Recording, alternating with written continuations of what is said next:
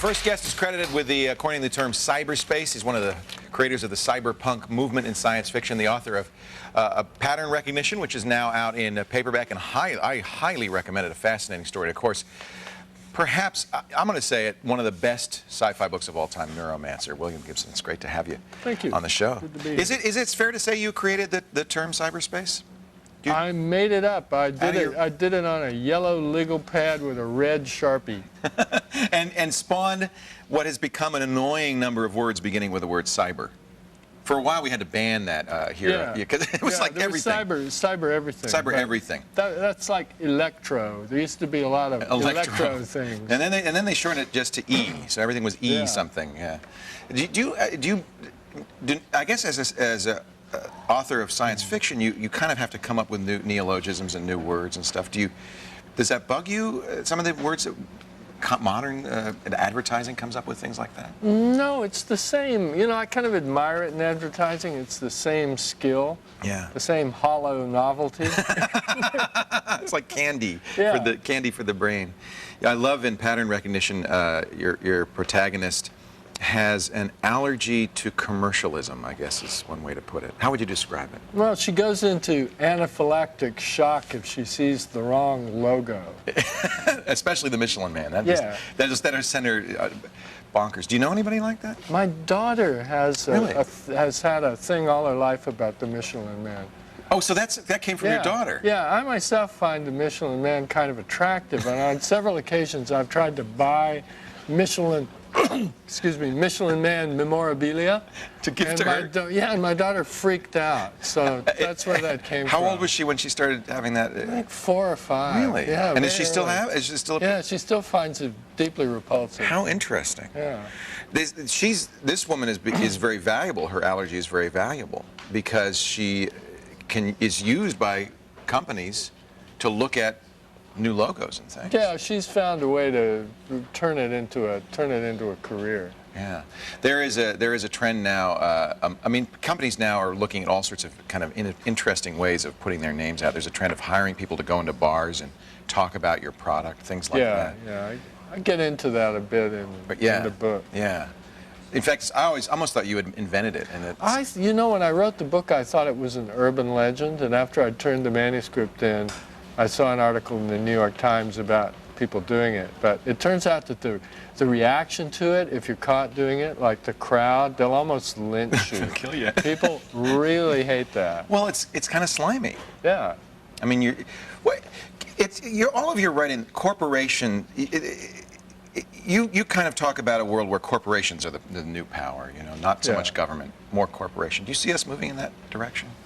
I don't know now. I think generally, yes, but in the short term, you know, it could go in waves. Right. I mean, it's like the nation state is not going to dry up and blow away overnight. The corporate state is not here yet. Not quite yet, but there's something. It's not like the corporate state, it's more like the corporate world government, I think, is what sort of, you know, waits down the line. The Japanese keiretsu is just getting so big that pretty soon they're multinational. Well, we already have multinationals at that size. We have, you know, we'll just have sort of globals. Yeah. In the end. You just spoke to Microsoft Corporation.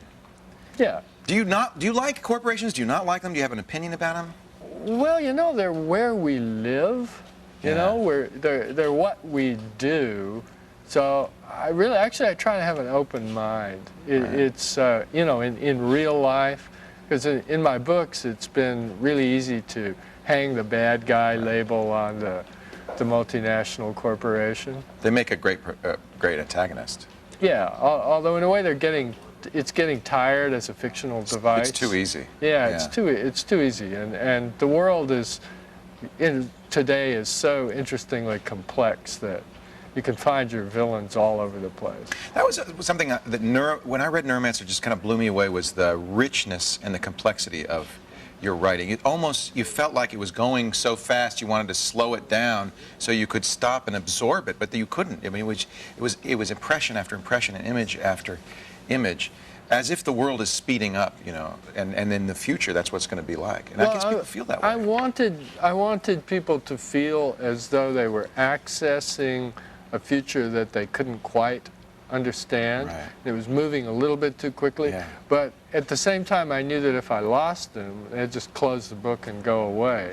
So the trick is to feed the information in at just the right rate of speed, so that you can keep the reader up to speed, but he still has that sense of velocity. Titrate the novelty a little bit. You turn it up and down. Yeah, exactly. How do you actually do that in drafts? You'll say, well, I'm going to step it up a little bit. I'm going to back off a little bit. Yeah, you have to sort of layer it up. It's like polishing a car. Oh, interesting. Yeah, you have to, because in each successive draft, you can feel the places where it's lagging a bit, or you can feel where it's. Suddenly you'll see a place where it's going so quickly that the meaning is lost. Right. And so you have to constantly adjust it. You don't find it difficult to look at your writing in that objective way? I mean, you're so enmeshed and you're inside it. Well, when I'm doing it, the only part of me that's really conscious of the task is concerned with technique. Uh-huh. So I'm not really thinking about what the story is when I'm actually writing. I'm just like concentrating on the technique. Right. And the unconscious, is providing the narrative. It makes me mad. I hear authors say that, and I can't wait to find out what's going to happen tomorrow in my writing. It just drives me crazy. So you don't plot this out ahead of time? You just No, I couldn't. It wouldn't work for me at all. One of the things I don't like about writing for television or the movies is that they won't pay you until you tell them how it ends. Yeah, you have to have an end point. Yeah, you have to have an end point, and that just it takes all the fun out of it for me. I like to get up every morning and not know where the characters are going. How fun. Yeah. It is. It's the best part of it, really. Oh, I bet. Are you working on something now? I'm just kind of boiling the kettle. There's there's lumps of gristle floating to the top, and that's a good sign. But I still have no idea what the gumbo is about. What the dish is. Will you write little studies, little pieces of a story, or just kind of think about it, make notes in a notebook? I usually get one sentence. When the first sentence emerges, as cryptic and mysterious as it might be, then I'm on my way. Right. And after that, it's just a series of progressively longer sequential rewrites. Oh, interesting.